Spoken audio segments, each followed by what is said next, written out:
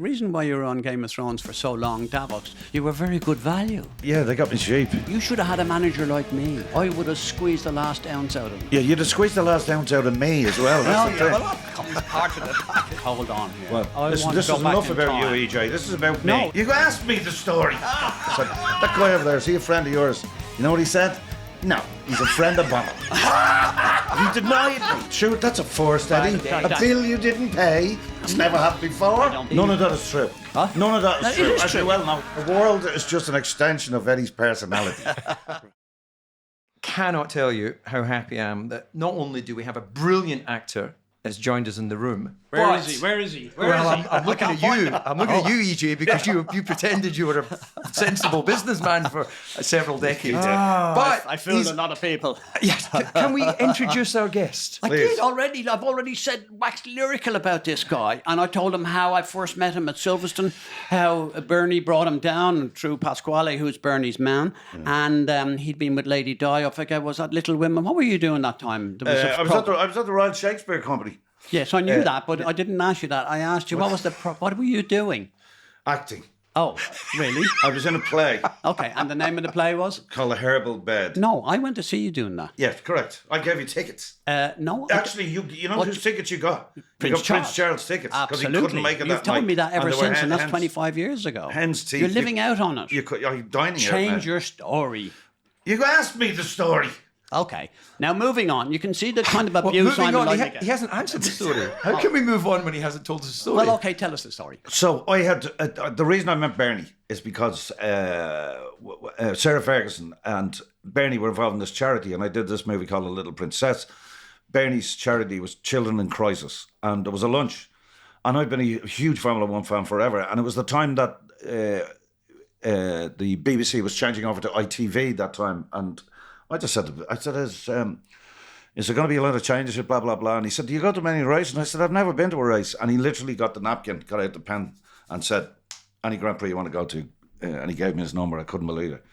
And so that was my first time was Silverstone. And I brought one of the other characters from the play, and I wanted to see you. In fact, Bernie said, who do you want to meet? And I said, Eddie. And he said, who? Irvine or the other Irish bastard? Is what he said. Thanks very much. Yeah. And I said, no, EJ, of course. And Absolutely. and went down to the motorhome. This is good. Went down to the motorhome. Pasquale went, get EJ from me. And I just heard this down the stairs, and he comes out like that with his eyes wide open, looking around. And Pasquale says, look after this fella. Bernie's made of Bernie. And you took me and you were a god. But I said, you looked really worried. And you said, for fuck's sake, the only time we see Pasquale is when we're in trouble. He said, and that was the first time I'd met you face to face. Well, I was in trouble. I got you. Look at me ever since. You've destroyed my life. You'd be nothing the without hardship and the pain you've caused Nothing me is without untold. me. I always remember that. What? You'd be nothing without me. Anyway, do you want to hear the next part of the story? Well, I'm just thinking if how we're going to get subtitles on a podcast, because with you two going full Irish, which Yeah, I know. You know, people are used to seeing you as an actor, obviously many, many different great roles, but Game of Thrones, I guess, would be one of the more successful, and you're unrecognizable by your voice, I should say. You know, you look similar, but In Game of Thrones I was Geordie. yeah. And I have a thing coming out in August. It's that I'm very English captain, the Dracula movie. Have you done anything Scottish?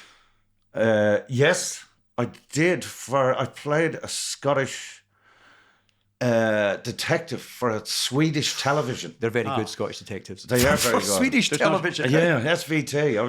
I shot in Gothenburg. First time in Sweden, I was in Gothenburg at the Rat Party, and then Can we we were going to please hold on here? London. I Well, listen, want this to is go back enough in about time. you, EJ. This is about me. No, it's all Get your- about me. You should know that. It's our program. DC thinks it's about him, but I know it's about me.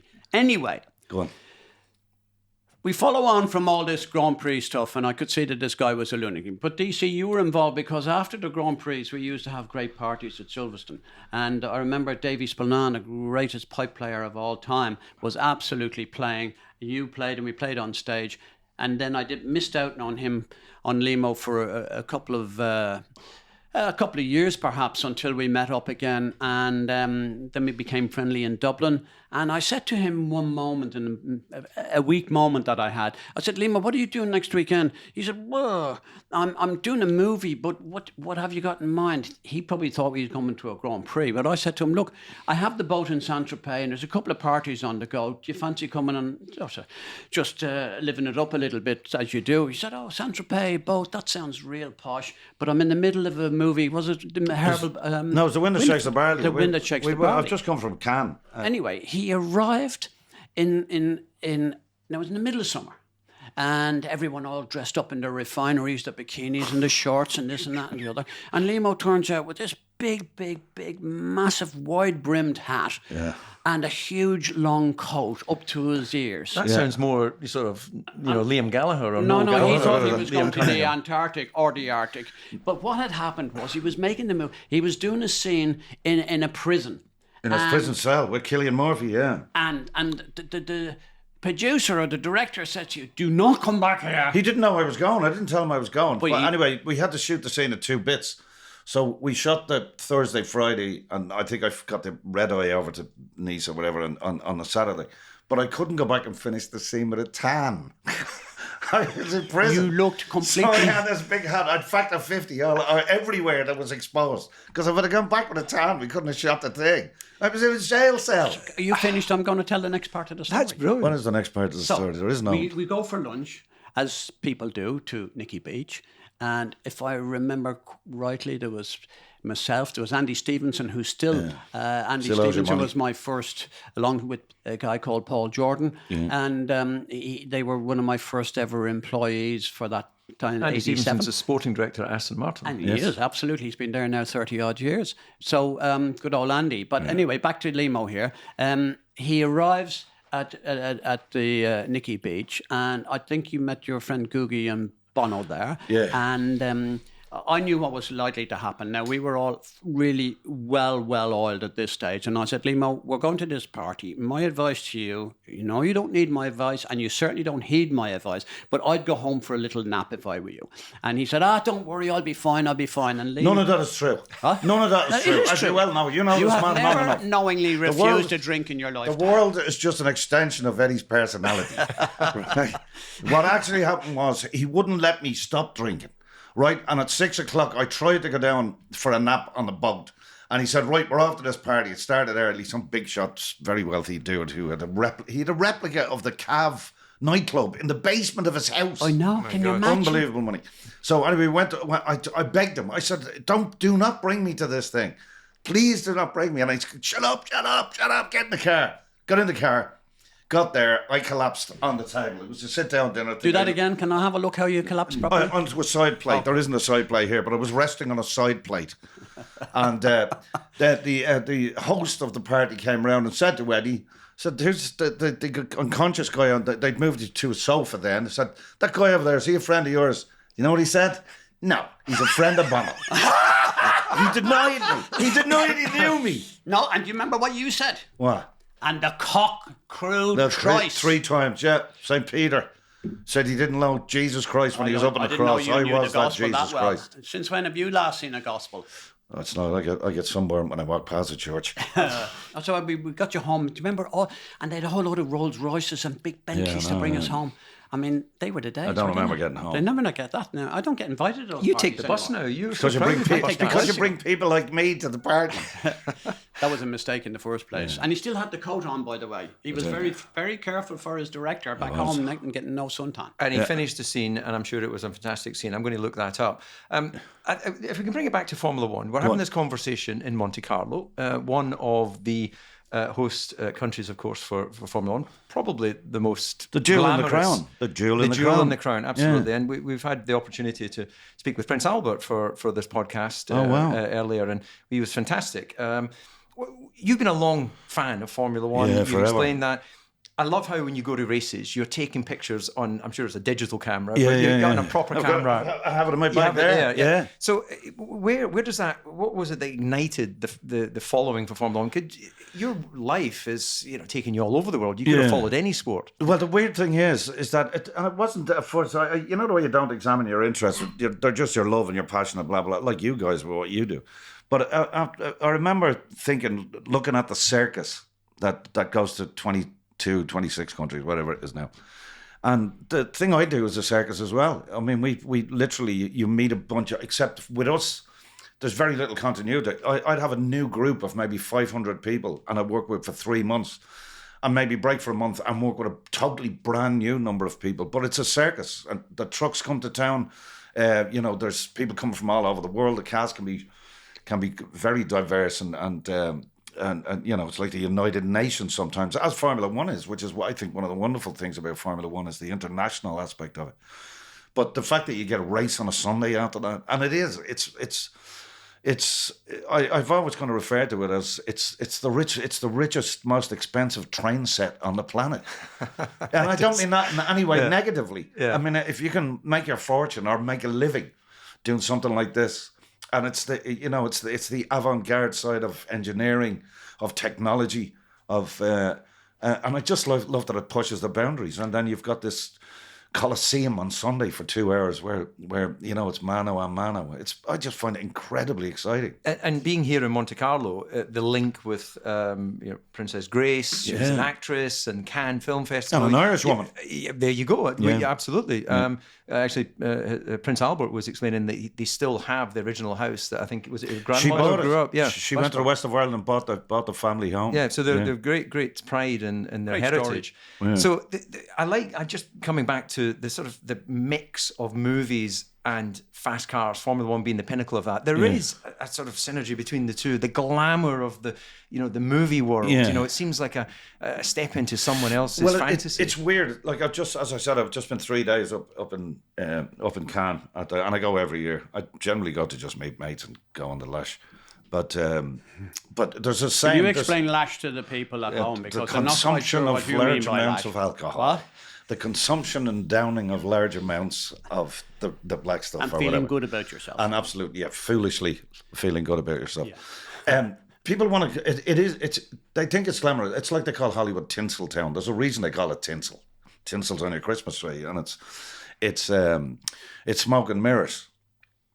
But it attracts people. It attracts people with money. It attracts the beautiful people. It's all that sort of stuff. And listen, I'm the first to walk down the street and if you see a gorgeous man or woman, it's just like, mother of God, are these people actually human? But push comes to shove, I'm here for the race. And like last year when it lashed rain, Really? I had my anorak in the bag. I was waiting for it. I know rain. You know what's And I was going to happen. I knew when the world said it wasn't going to rain, and I was looking at those clouds. Listen, I've had 60 years of Irish rain. I can tell you within 10 seconds when the first drop is going to fall. And I knew it was going to rain before.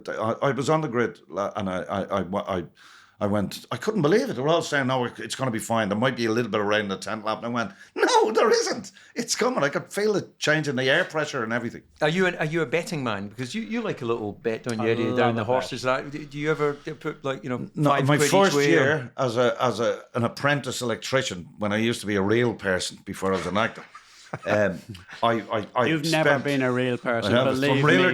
Will ever be, Chief. I'll tell you that. Can you help? He's wired wrong. Can you sort him out? Just about 200,000 volts on each ear might sort him out.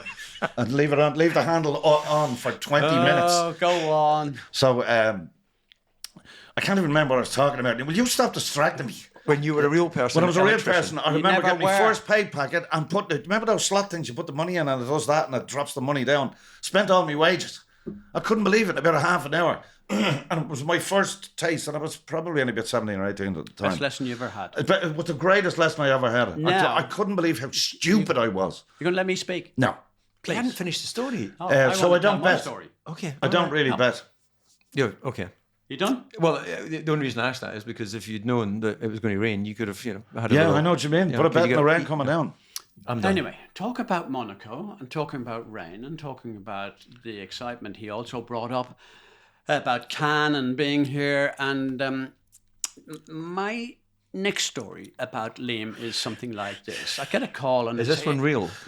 Well, why don't you, Liam? Why don't Were you say asleep it? when this story happened? No. That's what So we're on the about. next thing is, EJ, fancy coming for dinner? My movie is Wind the Blue the Barley. It's Shakes the Barley. Went to Shakes the Barley. Whatever it was. Yeah. And Cillian Murphy and yourself and some of the directors and the producers, they were having a little drinks party after the movie being in competition in Cannes, and said, EJ, come down here, because the following week was Monaco, and naturally he was going to be on the grid, and I think it was Nigel Knight, I think Brian O'Driscoll was with you, I'm not sure who you were with on the grid. Anyway, we had this amazing night. Now, you can't imagine what went on. Cannes at this time of the year is electric anyway. So move on to Monaco. He's on the grid, and It's the same day. It's the race is the same day as the prize giving that the winners are announced. Correct. So So a your lot of choice is to be excitement. up there. Yeah. So or down he here. I was down here. realised that his movie wasn't going to do anything in I the didn't realise competition. that at all. We were leading the thing. I still came down, and it was still, we were No, the but you hottest didn't ticket. care, did you? You didn't No, care. no, I wanted to be You here. came That's to why the I got Grand the Prix can to with come the down Jordan here. team. But anyway, Limo again falls into the bad company, and you wind up at the Monte Carlo Bay Beach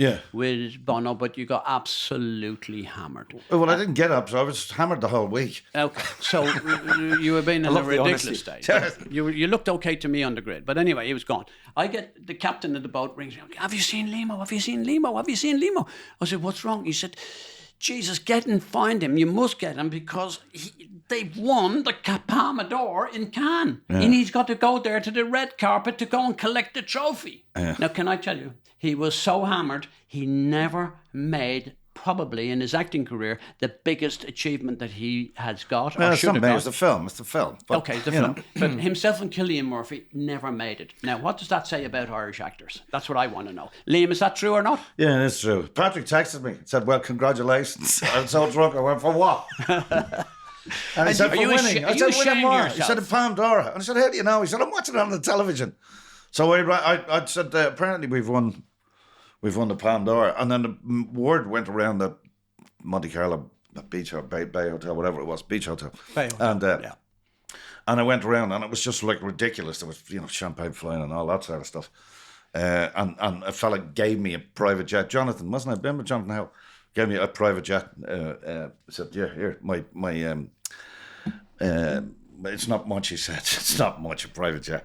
My gift to Cannes you." only Oh, no, 30k yeah. away. Would you need a private jet to get there? No, not to get home. Oh. On the Monday, he said, "Well," I said, I'm not going. I rang Cillian and I said, "Where are you?" He said, "I'm in Leon." I don't know where he was. I said, "Are you going back for the thing?" And he went, "Nah." He said, "Are you?" And I went, "Nah." And we just stayed down and enjoyed the party that night. just We too celebrated here. It was great. Well, So there's another story that is actually accurate. Have you know? Can you say thank you? thank you. I'm Thank astonished. you, Eddie, You got any of that right. for two I did get it all right You because did, I remember actually. the aggravation you caused me. We should mention that Cillian, who you mentioned there, Yeah. Oh, Cillian's magnificent, and he's. It kills me to say this. He's probably one of the most beautiful looking men I've ever very ever handsome, seen. incredible eyes. And yeah, he has The incredible. good eyes. thing about him and is he's as he's nice about on the my inside. height, so that's not bad. He's as lovely on the inside as he is on the Well, outside. that's interesting, actually, because that leads us into the competitive nature. Because I'm sitting here beside Eddie, my co-pilot in this production. But the truth is, I did my entire career. I worked as hard as I could to never have to be in a situation where I'd have to drive for him. Yeah. and so That says a lot about you, Eddie, doesn't Well, it? funny enough, you never had enough money to be on my radar screen, so I don't know what you're complaining about. Well, there you go. So we're in agreement on that. But there is weird. there must be actors that you really look forward to working with, and there'll be. And I'm not asking you to name check unless you really want to. But is it the same? There's some people you go, brilliant. That person's got the part. I'm really looking forward to it. Or there's other times where you go, look, I'm a professional. I'm going to do this movie because I really believe in the part I'm playing. Yeah. But my co-star is a complete arsehole. No, it usually doesn't come to that because I already have the information before I say no to working with them. I'm just too long in the business to have to tolerate the narcissists, and which our So business. could I say no to sitting beside Eddie on this podcast? I tried to say no to this podcast. I didn't know. I Listen, thought it wasn't an I have option. to say that he galloped all the way here from Cannes. He just wanted to meet you or Irvine. We I'm know not on the each schedule. other. I saw him in Dublin. I know, we had a great We had time in Dublin. a lovely time in Dublin. he was there with when his he was doing lads. the RBA stuff. Yeah, we did a bit of responsible drinking. He's completely screwed in the head with Formula One. That's the problem with him. Oh no, I love it. I do genuinely love it. When you mention that, then what do you think? You've followed it for many years. Yeah. You know, Eddie's been around racing for forever. I'm somewhere in between, I guess. Yeah. How do you the see steam the development? cars. Yeah, exactly. Well, he used to nick them back then, didn't he? Actually, in Dublin, I met a guy at the bar who said that he's still got an unpaid bill in a garage that room. It was a room above a garage that you never paid, and he's kept it. Sure, that's a first, Eddie. A bill you didn't pay. It's never happened before. I don't believe that. Well, I've got it on my phone, but he has the invoice. Actually, I'll maybe share it with the producers so they can put it up on our social channels, because the guy actually confirms you didn't pay your bill. But anyway, how do you see a Formula One's evolution? You've got to be really careful. To Liberty, to there's a growing audience in America. Yeah. It's huge. You've got to be really careful. And I suppose an indication of it would be at Miami when the drivers were coming out and they had the cheerleaders and all that sort of stuff. Listen, Americans are fantastic. The Tinseltown thing, and they know the Super Bowl is extraordinary, and you watch it and it's like a Macy's parade. It's the most extraordinary thing. You just got to be very careful about the dignity of the sport. I mean, this is, it's not NASCAR, it's not Indy, it's Formula One, it's the pinnacle. And I don't think Formula One has to bow to what the American media people say is required. You can still do things that are elegant and well said. You don't need to bail, and you can take on board all the stuff, and they're the most welcoming. People have said to me that what's the most hospitable place you've ever been, and for me, my experience of traveling was Thailand and excuse me, and the United States. I've never experienced hospitality like it. They're extraordinary. The Americans, they move you into their house after 5 minutes after meeting you. They're just I love the optimism and the positivity of the Americans, and they love putting on a show, and they want to make it bigger. And I know the whole Drive to Survive thing. I've just worked for a year with Netflix, and it's wonderful. It's wonderful to get that sport out. And when America was really difficult to break, nobody thought a documentary on a streamer would be the thing to do it. And now there's 3 races in the States this year, and it's wonderful, but you just got to be a bit too careful that you're not putting too much tinsel and fairy dust all over it. I don't think it requires it. It's the balance between entertainment and sport is very difficult.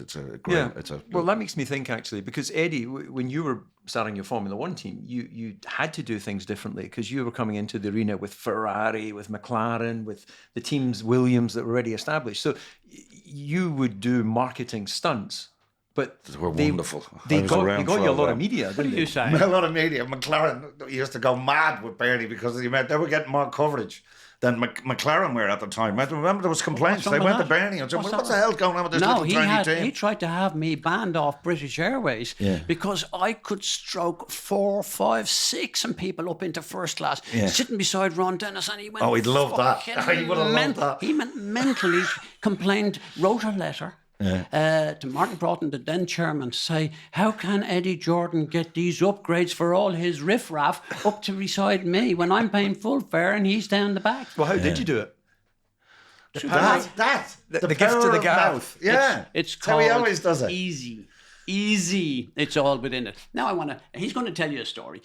So a couple of weeks ago, can we move off Formula One? Because it's so boring. So the next thing is... I love it. Why we're all here. Oh, shut up. I'm going to talk about life, reality. What's he doing here? It's great to see you, by the way, Liam. Yeah, it's lovely to see you. And you got plenty of money. You paying plenty of money to the taxman in not Ireland, as much. The money I have wouldn't clean your shoes, Chief. Oh, get off. You're such a blagger. You're joking me. He calls me a blagger. I didn't pay for my own taxi here to come down here to this. Of course, you don't he think didn't send his driver.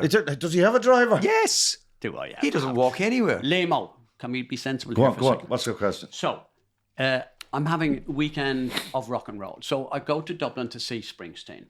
I make a mistake. I ring Liam and I said, Liam, how are you? I ring Liam. Huh? I make a mistake. That's a nice introduction to our I guest. ring Liam and I said, what are you up to? And he said, I'm about to have a coffee and going to the gym. I said, gym? Who's Jim? Okay. And look, you joking so me? the next thing is, we have a coffee and he drags me to this gym next door. And I did bring my gym kit and I'm on the trainer, walking backwards because I'm trying to do my hamstrings a bit of good. And the next thing is, this guy turns up with a box. Go on, Liam, I'll tell the story. Yeah, no, he just would. I'd managed. I've been there for ages, and he's a guy that distributes really good stuff, ASICS stuff, right? The really nice stuff. And, you know, we have a saying in Dublin is have it and you'll get it. In other words, you know, if you have it, this one is, you don't get it when you don't have it. It's when you have the money, the stuff comes to you, right? Yeah. Same in our game, to be honest. And a guy walks in with a box, and I said, and I introduced him, and I said, this guy's top man. He gave me a pair, and I loved them. I wear them, and he says, is that a box you have there? Your man says, what size are you? He's only in the place 1 minute.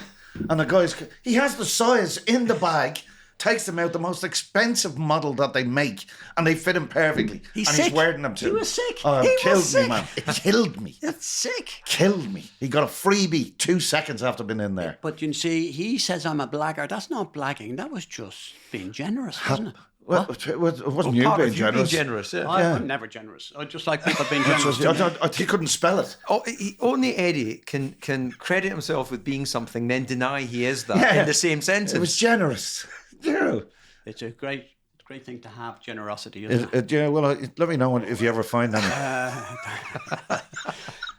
We nearly finished with him because I'm bored. No, that is absolutely brilliant because he's the only one that I know so far that's been able to control you and calm you down. Yeah, but I try each week and I fail miserably. 30 years of hard work to try and shut him up. The only thing that is good for him, we try not to hurt each other because he knows where the bodies are buried and I know where his bodies are buried. So I think we're actually being very nice to each other here, Liam, don't you think? We've no choice, Chief. I'm watching you like a hawk. It's the one hand below the table I'm worried about. Yeah, I actually have my hand on the scrotum over there. So if you feel a squeeze, Jamie, I think this is get overrun. off the subject. This has overrun. Can you please wind this up? Well, I'd just like to say, actually, I'm sitting very close to Eddie, and it was actually my scrotum you were squeezing, and I really quite enjoyed it. I thought it was just a Hollywood thing, so thank you. It's just you've been nice. Thank you very much. Well, look, it's been really great you telling us some of the tales of debauchery that you and EJ have got up to over the years, and we really appreciate you taking time out your busy schedule to come here. Just one last favour from my side. When you leave this fine studio, would you mind taking Eddie with you? Yeah, I will, yeah. But before you do that, I have a hole near Porticule I'm going to pop him into. Nice shallow grave. So, before you go, you've got a whole lot of new things on the go. You've kind of alluded to some of them. But those people... And I'm not going to tell the public that the only reason you were on, because it'd be ghostly unfair why you were on. Sounds like you're about to tell everybody what he wasn't going to tell them. Well, I like to tell the people that the reason why you were on Game of Thrones for so long, Davos, they never did sack you, but the only reason was that you were very good value. Yeah, they got me cheap. I know they got you cheap. I wasn't going to say it like that because it sounds a bit tacky. Yeah. But it's not all about the money. It's about the art form, Eddie. Imagine how successful it could have been. It's all about the struggle. He knows he gave them on the cheap. They got you on the cheap, didn't they, Limo? Yeah, well, it was a contractual thing. But you know why? You should have had a manager like me. I would have squeezed the last ounce out of them. Yeah, you'd have squeezed the last ounce out of me as well. That's the thing. Well, that comes part of the package.